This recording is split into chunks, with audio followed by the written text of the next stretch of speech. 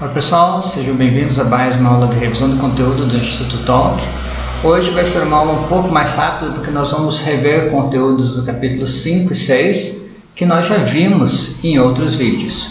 Então, se vocês tiverem alguma dúvida, se houver algo que vocês não consigam entender bem, basta irem até os vídeos completos e rever o assunto naquele vídeo específico sobre ele.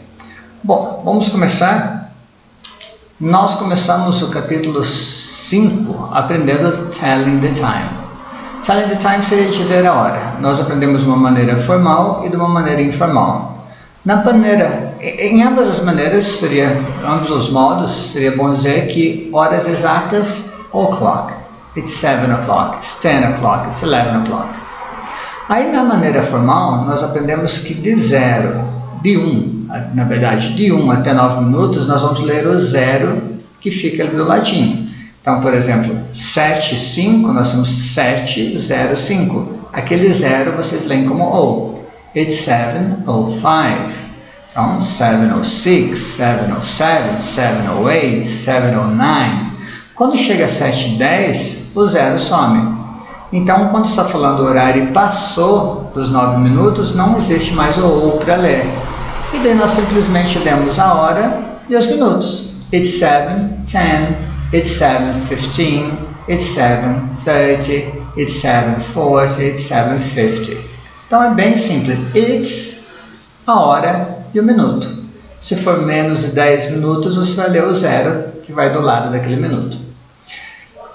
Da maneira informal, existem algumas peculiaridades. Normalmente nós não falamos 15. Então, ao invés de falar 15 por 15 minutos, é mais comum falar a quarter. A quarter representa um quarto da hora, representa os 15 minutos. E 30, que seria 30 minutos, nós falamos half. Então, na maneira informal, é mais comum usar a quarter e half do que usar 15 e 30. Como eu já comentei antes, hora exata é sempre o'clock. 7 o'clock, 6 o'clock, 10 o'clock. Não importa se é formal ou informal. Mas nos outros minutos, nós vamos ter de mudar um pouco. Na maneira informal, nós normalmente lemos primeiro os minutos e depois a hora. Então, de 1 a 30 minutos, nós vamos ler o minuto passado das horas. Então, nós vamos falar it's, minutos, past ou after e a hora. Por exemplo, it's 7:05, it's 10:07, it's 20:07. Como eu falei, 15 a gente não vai falar 15, falar quarter, it's a 7:15. E 30 a gente fala it's 7:30. Então, it's minutes past hour. Past ou after, tanto faz. O uso do past e do after só vai até os 30 minutos. Depois dos 30 minutos, nós vamos falar quantos minutos faltam para a próxima hora. É como em português, são 15 para as 8, são 10 para as 9. Então, nesse caso, a gente fala it's 20 to 8, it's a quarter to 8, it's 10 to 8. Então, se vocês precisarem de mais informações, é só voltar no vídeo que nós vimos específico sobre as horas. Bom, para falar sobre as horas, nós também temos o AM, PM e temos in the morning, in the afternoon, in the evening, at night. AM é o horário que compreende entre meia-noite e meio-dia. Então, seria a parte da manhã, AM. PM é a parte que compreende do meio-dia à meia-noite. Então, para o AM, nós temos apenas o in the morning para ser o seu equivalente. Então, eu posso falar it's 5 o'clock in the morning ou it's 5 AM. 5 o'clock AM. Quando eu uso AM, PM, the morning, the afternoon, eu não preciso usar o o'clock para a hora exata. Então, it's 5 in the morning, it's 5 AM. It's 3 in the morning, it's 3 AM. Então, o AM e o in the morning eles se equivalem. O PM, nós vamos ter 3 maneiras. In the afternoon, que seria aquele horário que vai entre meio-dia até mais ou menos 5 horas da tarde. In the evening, que seria o horário que compreende mais ou menos entre 5 até as 9 da noite, 5, 6, isso varia. E at night seria após as 9, normalmente entre 9 e meia-noite, porque depois da meia-noite já passa a ser in the morning. Bom, nós também vimos em time expressions os dias da semana. Sunday, Monday, Tuesday, Wednesday, Thursday, Friday, Saturday. E nós também aprendemos que com dias da semana nós sempre vamos usar on. Nós também podemos falar sobre a semana dividindo entre weekdays, weekends. Weekdays são os dias da semana, weekend é o final de semana. Então, weekday é Monday, Tuesday, Wednesday, Thursday, Friday. Weekend, Saturday, Sunday. Com dias da semana, weekends, weekdays, nós sempre usamos on. Então, we play basketball on Saturdays. Então, com dias da semana, nós vamos usar on. At vai ser usado para horas. I start work at 9 a.m. I have lunch at noon. I go to bed at midnight. Então, on nós usamos para os dias, at nós usamos para as horas. In the é usado para as partes do dia. In the morning, in the afternoon, in the evening. At night é uma exceção, porque normalmente at nós usamos com as horas. Bom, na nossa próxima, na mesma unidade 5, mas o próximo conteúdo, nós aprendemos present continuous. O presente contínuo ele indica uma ação que está em progresso. Então, nós vamos usar o verbo to be, am, is, are, e um verbo de ação com ing. É que nem em português, o gerúndio. Eu estou gravando um vídeo. Vocês estão assistindo esse vídeo. É o que está em progresso nesse momento. Então, para o presente contínuo ou presente progressivo, nós falamos sobre algo que está acontecendo. Por isso, precisamos usar o verbo estar. Por exemplo, she is reading a book. Read é o verbo, mas como eu estou usando com is, eu acrescento ing. She is reading a book. Na forma negativa, apenas acrescento not ao am, is ou are. Por exemplo, she is not eating a hot dog. Então, she is eating pizza. Então, negativo, she is not, I'm not, you're not. Eu também posso falar isn't, aren't. Quando eu faço uma pergunta, o am, is ou are vem antes do sujeito. Então, em uma afirmativa, eu falaria he is playing. Para uma pergunta, is he playing? E quando eu tenho WH questions, uma palavra interrogativa nessa pergunta, ela vem no início, antes do am, is, are. Por exemplo, what is he playing? Where is he playing? Who is he playing with? Então, o WH question vem antes, lá no início. É que nem em português, o que ele está jogando. Mas em inglês, o verbo estar vem antes do sujeito em uma pergunta.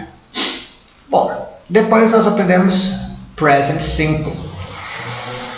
Em que diferenciamos o present simple do present continuous? Como eu comentei antes, present continuous, nós falamos sobre uma ação que está em progresso nesse momento. Present simple, simplesmente nós falamos sobre algo que faz parte da nossa rotina ou algum fato. Por exemplo, I write emails at work. Isso faz parte da minha rotina e é um fato. I write emails at work. Não quer dizer que eu esteja fazendo isso agora, porque agora I am making a video. Então, o presente simples indica fatos ou rotinas. Uma coisa importante para lembrar é que com he, she, it, com a terceira pessoa do singular, nós precisamos colocar aquele verbo na sua forma plural. Mas é interessante porque ele não é plural, ele é a terceira pessoa do singular. Então, com he, she, it, basicamente a gente acrescenta S, o verbo. Então, como vocês podem ver no quadro aqui, pode ser S, a regra seria acrescentar S, work, works, play, plays. Mas se o verbo terminar em 2S, CH, SH, X ou O, eu vou acrescentar ES.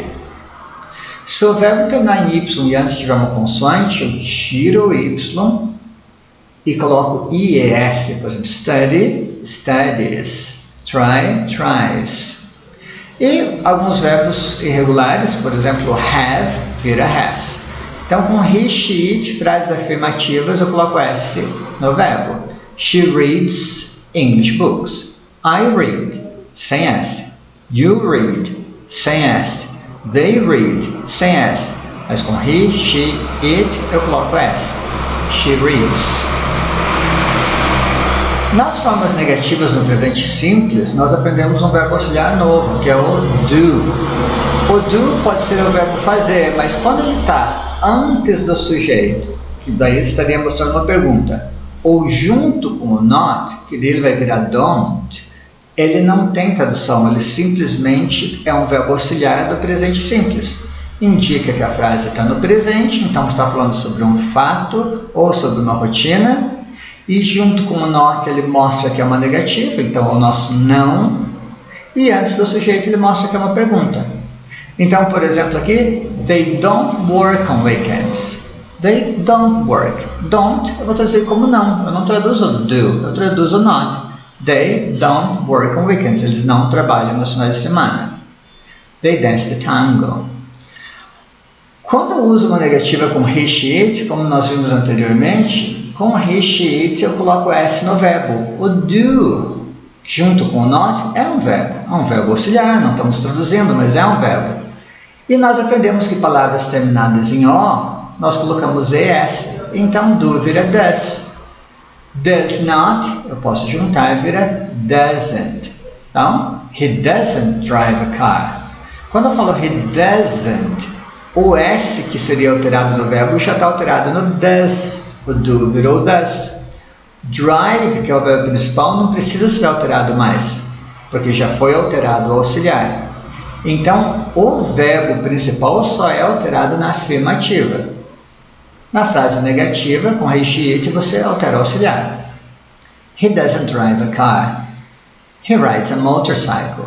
Vocês viram que na frase afirmativa eu coloquei o S, rides. Mas na pergunta, não coloquei no verbo porque está no verbo auxiliar.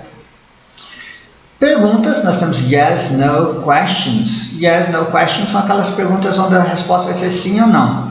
Nós precisamos o verbo auxiliar, que para ser presente simples vai ser do ou does, sujeito, verbo, complemento. Então, do you get up early? Entende que esse do antes do you, ele não tem tradução, ele só está aqui para mostrar que nós estamos falando sobre o presente, então é uma ação que faz parte da nossa rotina, é um fato, e para mostrar que é uma pergunta, está no presente e é uma pergunta. Então, do you get up early? Você levanta cedo? Perguntando sobre a sua rotina. Normalmente aqui, nós estamos falando sobre yes, no questions, vai responder sim ou não. Por exemplo, no, I get up late. Do you? Yes or no? Yes, no questions. Você vai responder com sim ou não. Quando eu perguntar sobre ele, eu não uso do, eu uso does. E quando eu uso does, eu não preciso mais mudar o verbo. Como eu falei, o verbo com he, she, it, só altero nas frases afirmativas. Does he work on weekends? Yes. He works on Saturdays. Vocês viram mais uma vez. Perguntas negativas, eu mudo só o do para does. A frase afirmativa, eu acrescento S ao verbo. E nós também temos o WH questions, que como nós vimos lá no presente contínuo, aqui também é uma palavra interrogativa usada no início da frase, que é quando eu quero saber o que, quem, quando, onde, porquê, etc. Então, aí eu uso essa palavra interrogativa, que é o WH question, o verbo auxiliar, do ou does, depende do sujeito, o sujeito, o verbo e o complemento. What do you do on Sundays? I listen to music. Então, WH question, verbo auxiliar, do ou does, para o presente simples, sujeito, verbo, complemento. What does she do in the evening? She reads the Bible. Bom, então, isso foi o que nós aprendemos nos capítulos 4 e 5. Vocês têm vídeos específicos para cada um desses assuntos. E essa foi só uma revisão rápida, talvez não tão rápida quanto poderia ser, mas o mais rápido que eu pude, para vocês se prepararem para a avaliação escrita e oral das unidades 5 e 6. Espero que vocês tenham gostado. Até o próximo vídeo. Bye bye.